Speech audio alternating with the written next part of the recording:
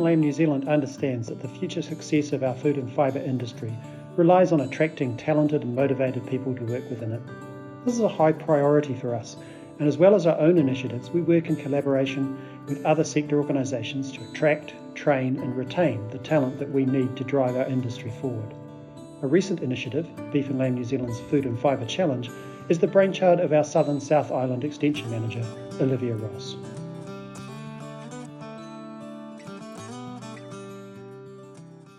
The Food and Fibre Discovery Challenge is an initiative that was started at the Waimumu Field Days in 2020, and I saw an opportunity there where all these sites were there was a whole lot of businesses and there was a whole lot of school students coming in.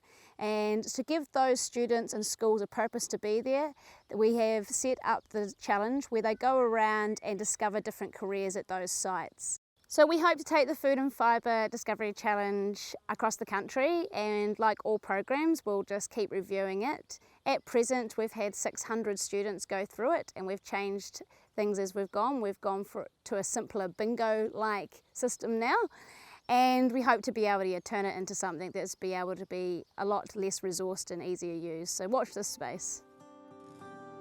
In response to feedback from our farmers, Beef and Lamb New Zealand is focusing on building capability on farm. Alongside our field day workshops and the many tools and resources we offer through our Knowledge Hub, we also support cadet training farms around New Zealand, such as Southland's Jeff Farm. We work alongside the primary ITO to offer on-job training, provide people and businesses with better knowledge and skills to build their careers. Collaborations like this ensure that both people and support resources are leveraged and utilised more efficiently, enabling us to attract and grow a workforce fit for purpose, faster and for longer term impact.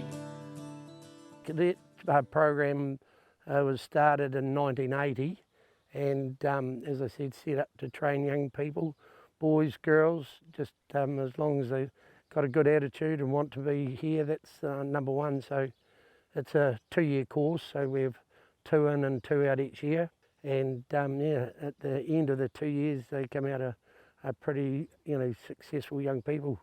As long as they've got the right attitude and want to be here and, ask questions, that's what we want. They've just got to be passionate. We've got 2 boys this year that are both from town.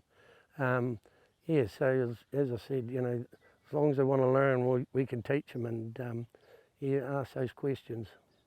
Right from, the basics, of driving a quad bike, chainsaws, right through to all the stock work, sheep, beef and deer, crutching, fencing. So they're pretty all-rounded boys when they leave. Yeah, well, they're, again, very sought after young people because, as we know, in this agriculture industry, there's a real shortage of people with a bit of a couple of years experience, especially young people. So, no, the phone keeps ringing all the time, but yeah, a lot of the boys, if they're from up Canterbury, sort of drift back that way. But yeah, they're normally snapped up within the area pretty quickly. And I think one employer from the Croydon there, they've had about 5 of our boys, so they seem to go on. But that's the good part about it, is seeing these boys progress and come back later in life and with their families and young children, and it is very, very rewarding.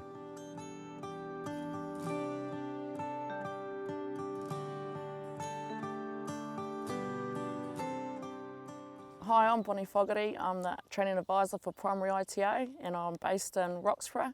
In my area I cover Central Otago and Southland. Primary ITO has provided training for Jeff Farms for many years now through pastoral care and support through mentoring and organising classes and assessing.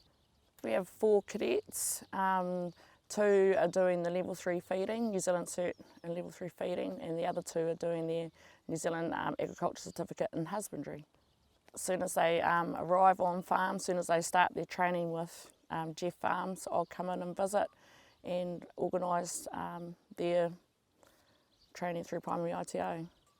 Yes, we proactively advise them to do other workshops through other providers, so definitely go with Beef and Lamb and do their workshop days, and even with elite sharing or other sharing days.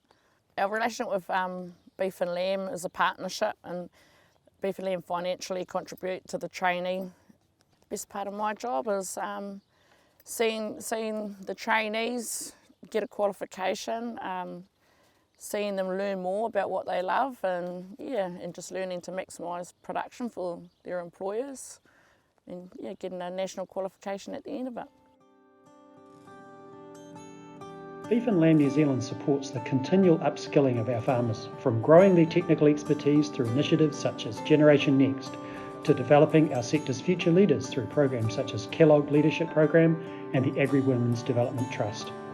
Generation Next also originated in the southern South Island and has expanded throughout the South Island. So the Generation Next program is a program that's been going for 6 years now. Started in Southland, and it's a technical program for practical people. It is aimed to be able to build those already in the industry or just coming into the industry's confidence to be able to carry on in the sector and to get skills that they may not have got earlier on. So they might not be the ones that like to go into a classroom or go to uni, but they've got to that point in their careers they actually would like to know a bit more about the finances or how actually the meat processing plants work. So we go through 4 modules over a 6-month period where they get to have a little snippet of everything, and then they can go and learn more from there. So my name is Ben Dooley, and I'm farming just 5 minutes out of Wyndham on a 250 hectare sheep and beef property. So we've got 2350 Romney ewes, and we hand rear about 60 calves every year, dairy beef. Initially my wife brought up the subject and said I should really do this, and I looked at it and thought, oh yeah, looks alright. And then she enrolled me in it. And we both wound up getting in together, which was quite cool. And it was well worth doing, yeah. So the biggest thing, I had no clue on the whole genetics thing. We just picked a ram breeder we liked, and we bought rams from them. And it gave me it opened my eyes massively into what we could actually do, what we could select, how we could improve our genetics. That was definitely the biggest one. The accounting and the Excel side of things was quite big as well.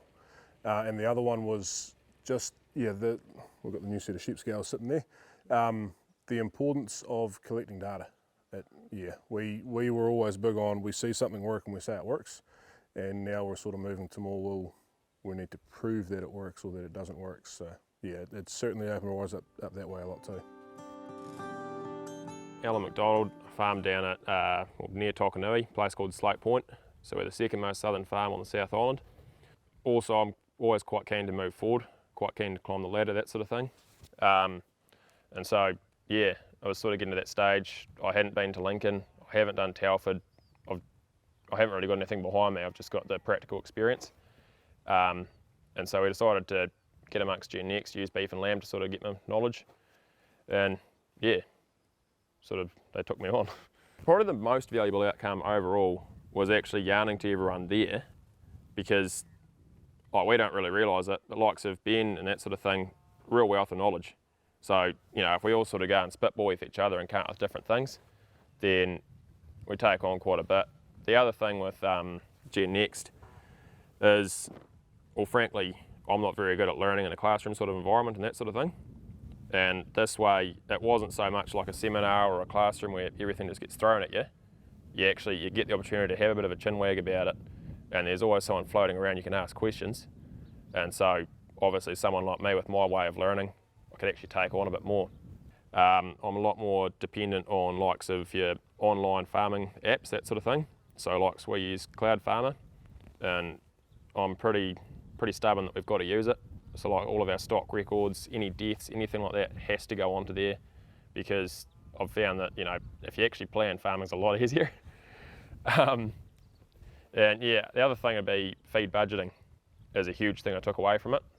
So, you start to get a bit stressed or something like that, go around your paddocks, do some feed budgeting, and you can actually work everything out. So it's definitely changed the way I do things a lot. Honestly, I'd say it's actually just got me thinking a bit more. It's sort of, a lot of the things we went over with Gen Next sort of planted a bit of a seed of an idea in my head, and over the following years, because I think it must have been 2 years ago I was in there, I've actually just gone back several times to my books and that sort of thing, and you might actually just go a bit further with the reading and that sort of thing and take it back on. And I sort of never really thought I'd see myself doing that and using some of the information. So yeah, there's definitely been a few surprising outcomes. I'm actually pushing our worker to get into it now, and anyone else that's in my position or in any position really, just get into it, because, well, as Ben said earlier, there's nothing to lose. And I don't know, I think I'm quite happy just doing that instead of going and spending a couple of years at Lincoln and that sort of thing. It's sort of set me on the right track, so definitely get amongst it.